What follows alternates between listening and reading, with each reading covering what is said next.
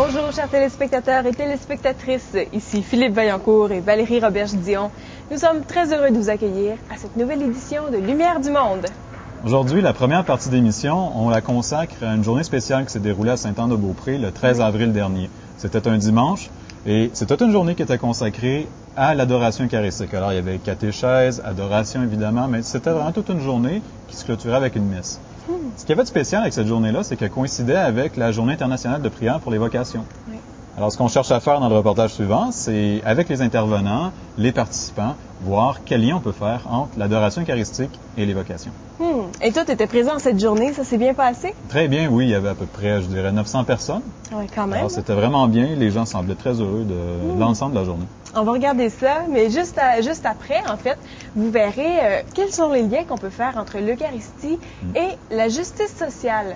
Louis O'Neill de l'Université Laval va nous répondre là-dessus. Puis finalement, en fin d'émission, on parle à nouveau de l'Arche, du pèlerinage de l'Arche de la Nouvelle Alliance. L'Arche qui était à Montréal, c'est ça, Valérie? Oui, exactement. À l'Oratoire Saint-Joseph, un gros rassemblement. Vous allez voir ça.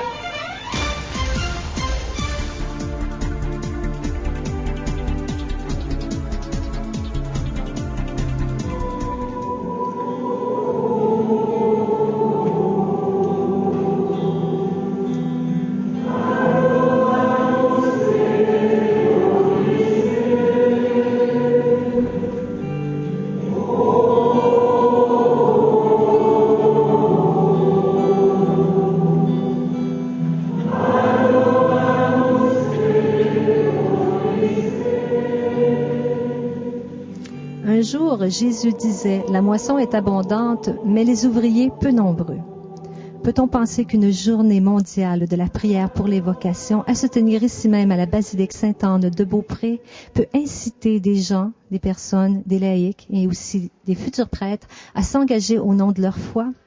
C'est ce que nous verrons dans le reportage que nous avons préparé où témoignages et enseignements se côtoient.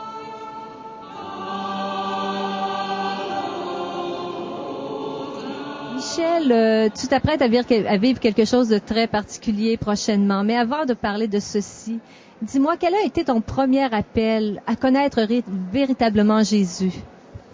Eh bien, mon premier appel, je peux dire qu'il a commencé dans ma famille. Mes parents étaient des parents engagés dans la foi, des parents qui voulaient vivre leur foi en famille. Et ça s'est vécu bien simplement, évidemment. Ils m'amenaient à la messe. Mon père était militaire, on a voyagé beaucoup. Et je dirais que ça a fait de moi un petit pèlerin déjà sur la route. Et je me dis qu'il y a peut-être un petit peu d'un clin d'œil de Dieu là-dedans. C'est comme s'il avait voulu que je marche à sa suite. Et de fait, moi, tout petit, j'ai accroché à la vie de Jésus et j'ai voulu le suivre. J'ai voulu marcher avec lui. J'ai voulu être un ami de Jésus.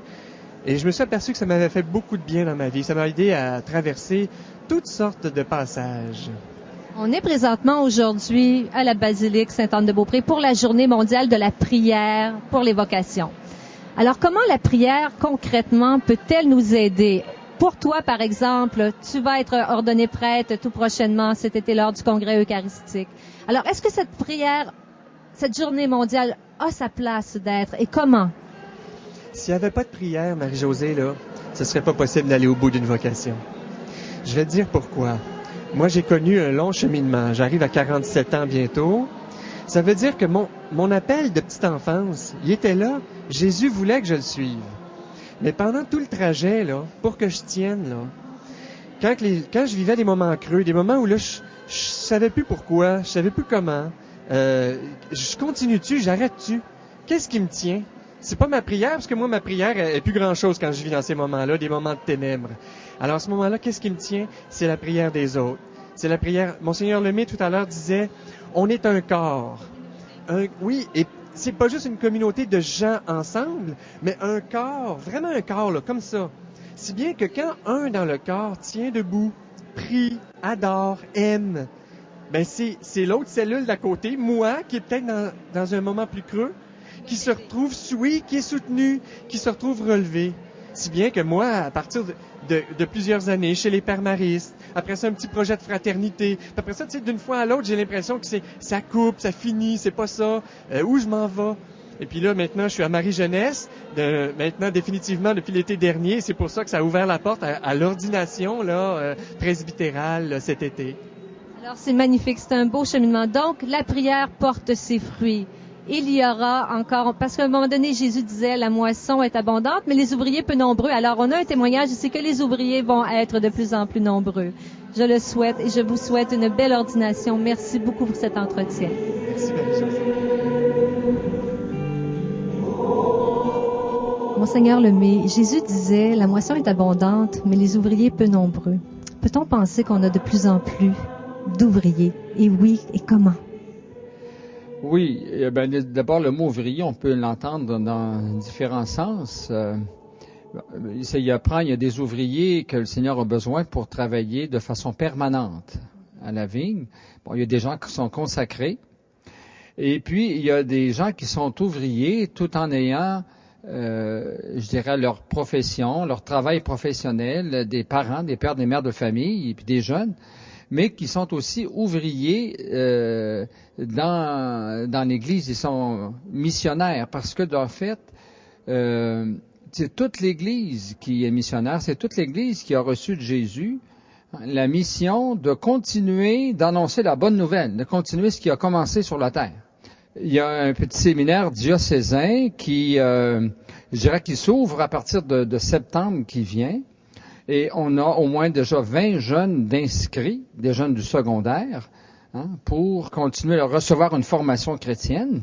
Et puis, bon, si le Seigneur en appelle dans ce groupe-là, je le crois. Combien, je ne sais pas.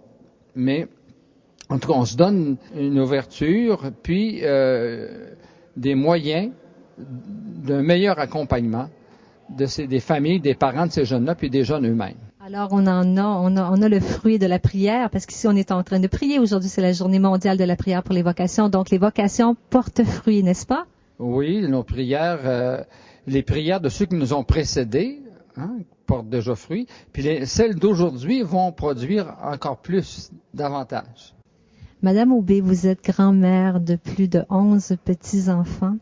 Et vous avez un projet qui vous tient particulièrement à cœur. Pourriez-vous nous parler de ce beau projet d'adoration pour les enfants? Oui, ça fait quelques années j'avais dans le cœur d'amener des petits-enfants à l'adoration. J'amenais déjà mes petits-enfants devant Jésus au Saint-Sacrement. Puis j'ai parlé à une amie qui avait le même désir que moi dans son cœur. Elle aussi est grand-mère. Donc, on a rencontré les religieuses de Saint-Joseph-Saint-Vallier qui on a présenté notre projet et bien tous ils ont accepté. Donc, ça commence à débuter au mois de décembre.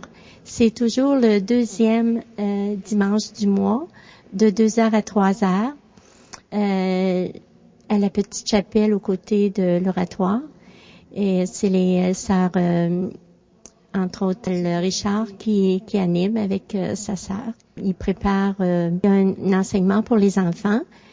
Par la suite, on les amène devant le Saint-Sacrement. Il y a des chants animés, tout ça, et l'explication. De cette période d'adoration, on l'explique aux enfants, donc on essaie de le rendre accessible à ces enfants-là. Parlez-nous du camp. Vous êtes allé vivre un camp il y a de cela pas tellement longtemps, en préparation pour être pensionnaire au le prochain séminaire de Québec, si je pense que c'est ça, oui. Comment tu te sens pour aller passer du temps maintenant comme pensionnaire au séminaire? Parce que t'ont préparé un petit peu durant le week-end. Est-ce que c'est quelque chose? T'as-tu hâte d'aller là? Oui, parce qu'on va être plus en groupe, je trouve. Puis ça va être comme tout un groupe de chrétiens de jeunes. Est-ce que pour toi, c'est plus facile d'être chrétien en groupe ou seul? En groupe. Puis pourquoi? Parce que t'es pas tout seul à prier. Puis en plus, avec des jeunes, c'est plus fun que quand t'es juste avec des adultes. Je sais pas. Est-ce que ça te donne plus le goût d'aller à la messe? Ouais. Puis c'est ce que vous allez vivre. Vous allez vivre une année extraordinaire. Vous allez être en préparation pendant plus d'1 an. Et toi, Joseph, comment tu vois ça? Comment t'envisages ça d'aller au pensionnat? Je trouve ça bien à cause on va être avec d'autres jeunes puis on va comme vivre une vie de famille. Donc vous avez hâte d'y aller. Vous avez aimé votre camp. Bon, ben vous voyez qu'ici, on a des on a des jeunes qui sont peut-être appelés à la vocation. Ben je vous remercie beaucoup, Joseph et Raphaël, puis je vous souhaite une belle année l'année prochaine là, au séminaire. Merci à vous. Merci. Bye bye. David, tu es ici aujourd'hui pour prier, en fait, pour la journée mondiale de la vocation, pour, la journée mondiale de la prière pour la vocation. Qu'est-ce que ça apporte, cette prière-ci? Peux-tu nous en parler un petit peu? Bien sûr, ça apporte d'abord de nouvelles rencontres, parce qu'il y a beaucoup de gens qui arrivent ici pour demander des faveurs au Seigneur. Et puis, j'ai rencontré une dame, une religieuse, qui m'a demandé de prier pour elle et pour une de ses sœurs qui vient de perdre la vue. Et puis, le fait d'être en contact avec les gens me permet de m'oublier un peu et de penser un peu aux autres, en priant justement pour leurs besoins à eux aussi. Donc, le prière des vocations qui veulent inciter d'autres vocations. Il y a la vocation sacerdotale, mais il y a d'autres vocations aussi. Bien sûr, il y a la vie consacrée. Je crois qu'être laïque aussi aujourd'hui, c'est une forme de vocation. Alors,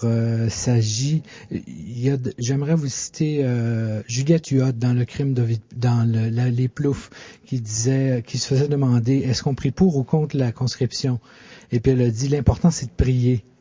Ça a l'air un peu farfelu, mais ce qui est important, c'est de demander, hein, parce qu'on dit « demande et tu auras, hein, frappe et puis on t'ouvrira ». Alors, on espère que ces prières ici vont porter des fruits. Alors, je te remercie infiniment, David, et continue de faire des belles prières. Merci, Marie-Josée. Merci à toi.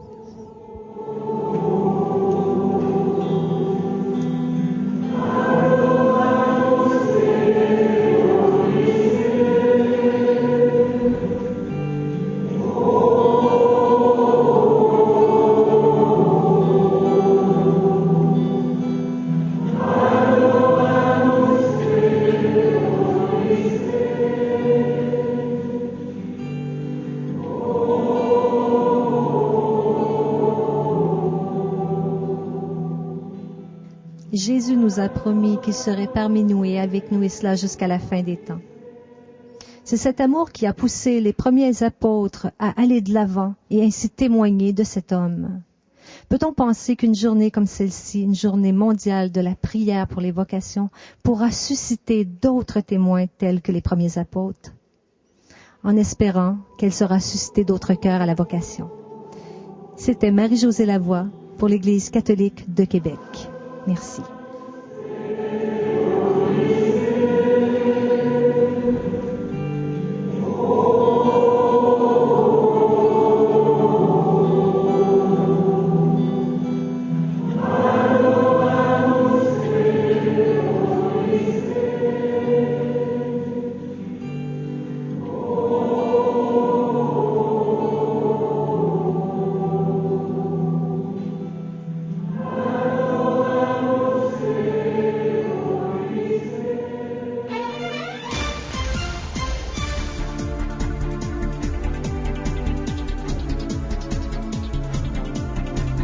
À Monteux Eucharistique, cette semaine, nous nous entretenons avec Yves Bédard, responsable diocésain de la pastorale sociale.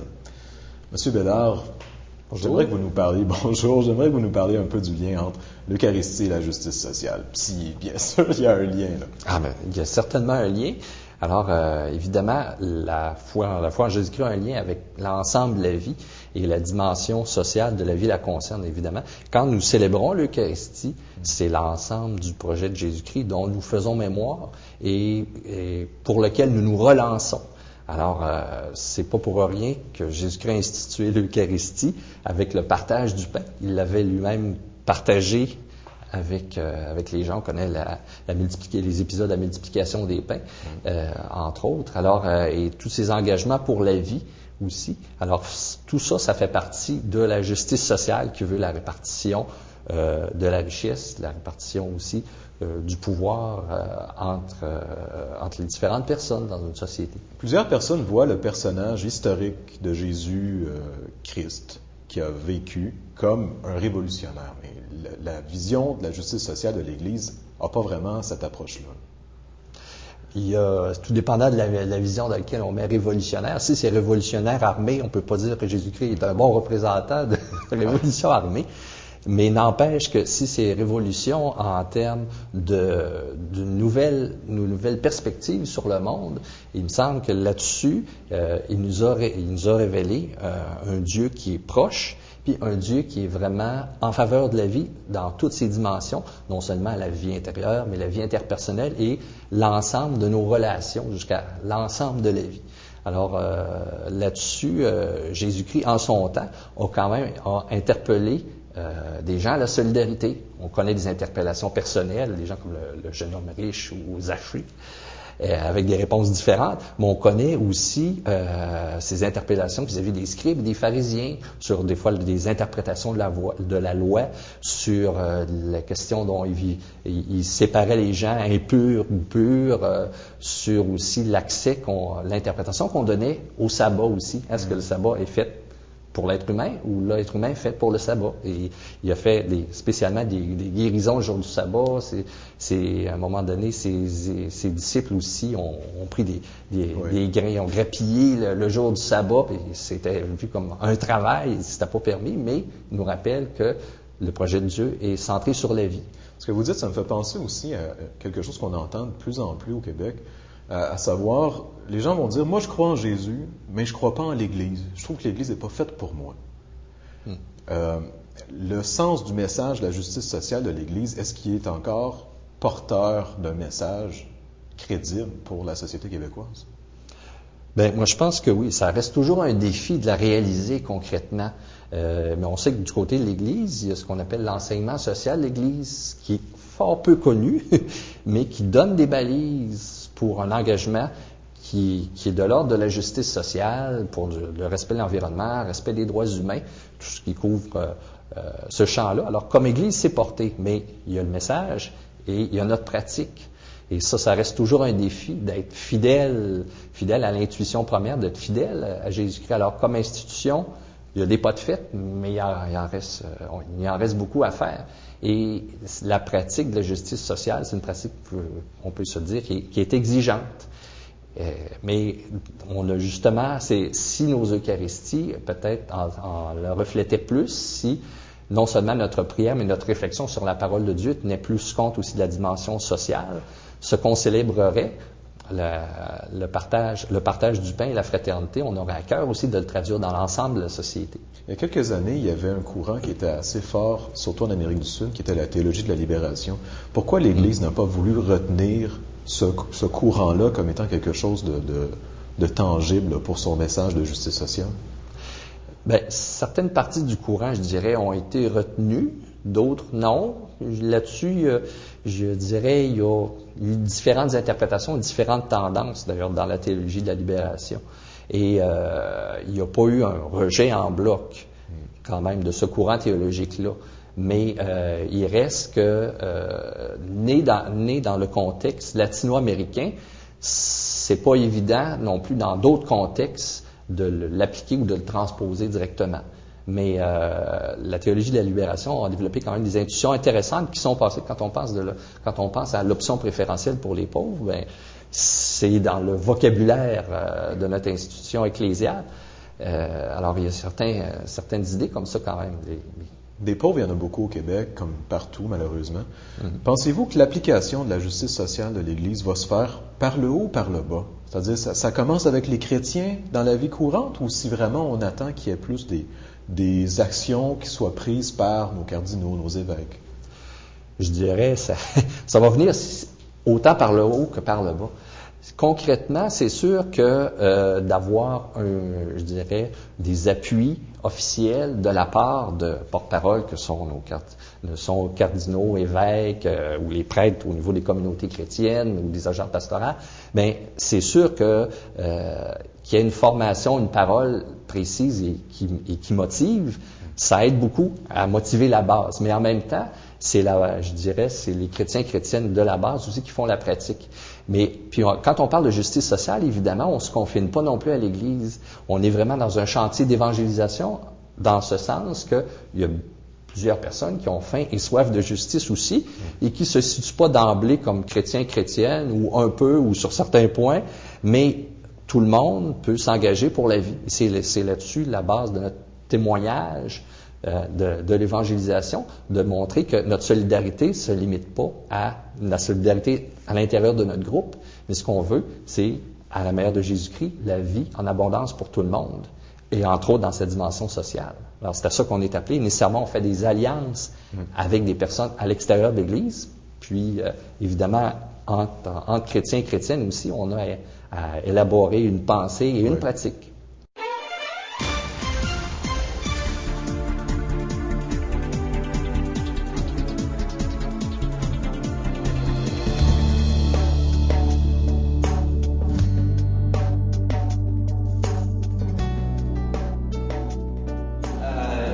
Mon expérience, je vais commencer avec une autre expérience que j'ai vécue avant ce pèlerinage. C'était un autre pèlerinage que j'ai fait en 2002 avec la croix du JMJ. C'était un pèlerinage de Montréal à Toronto que j'ai marché à pied avec une équipe de jeunes, de 20 personnes qui portaient la croix pendant 44 jours, 640 km. Cette expérience, c'était la première expérience que j'avais dans l'Église où j'ai choisi pour participer de mon corps. Parce qu'avant, j'étais toujours catholique, comme tous les Polonais sont toujours catholiques de la culture. Mais pour prendre la décision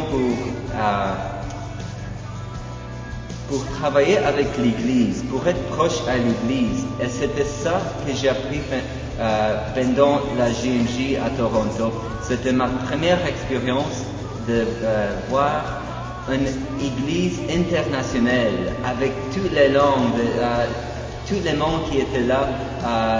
Le pape Jean-Paul II, où j'avais l'opportunité de rencontrer pour la première fois de ma vie, et ça c'était un moment aussi très important.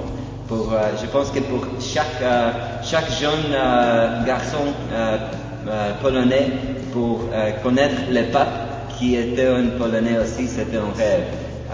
Et j'avais cette expérience que j'ai vécue parce que c'était un grand événement international à Toronto. Mais après ça, j'ai continué ma vie. J'ai étudié en informatique. J'ai cherché un travail dans une entreprise, mais il me manquait quelque chose après la JMJ. Et je pense que c'était la vie que je veux dans l'Église. Et je ne trouvais pas un travail en informatique dans une entreprise comme IBM ou une autre grande entreprise, mais dans une télévision catholique qui s'appelle Télévision C'est la Lumière. Et j'ai continué mon travail avec l'Église. Je ne sais pas pourquoi, mais je savais que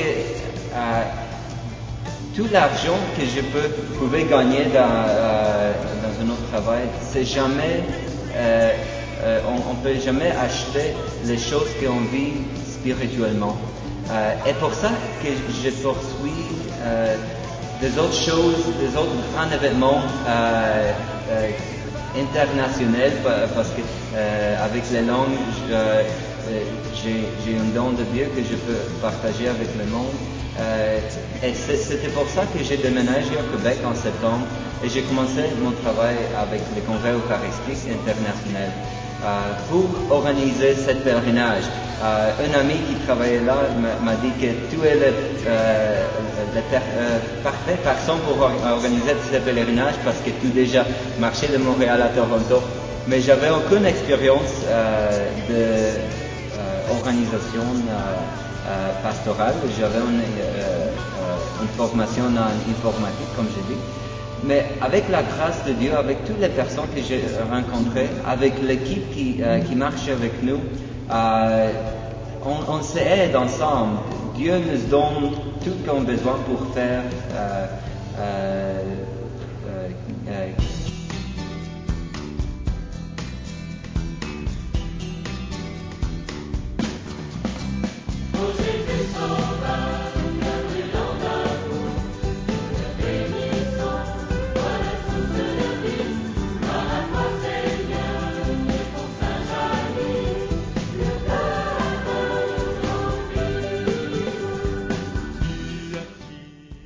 So, Jerry, you are now in the province of Quebec.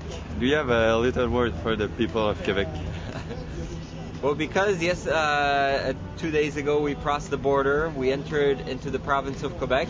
I was very afraid if they're going to check my passport, if they're going to let me into the province, since I am still an Ontarian. I haven't become a Quebec resident, so I'm wearing this hat to identify myself so I blend in with the people more, because I noticed people here are a lot more patriotic, and that's why I wanted to follow in this spirit, to be welcome, so people won't think that I'm a stranger. People with this hat, when I walk around the street, people think I'm normal. People think.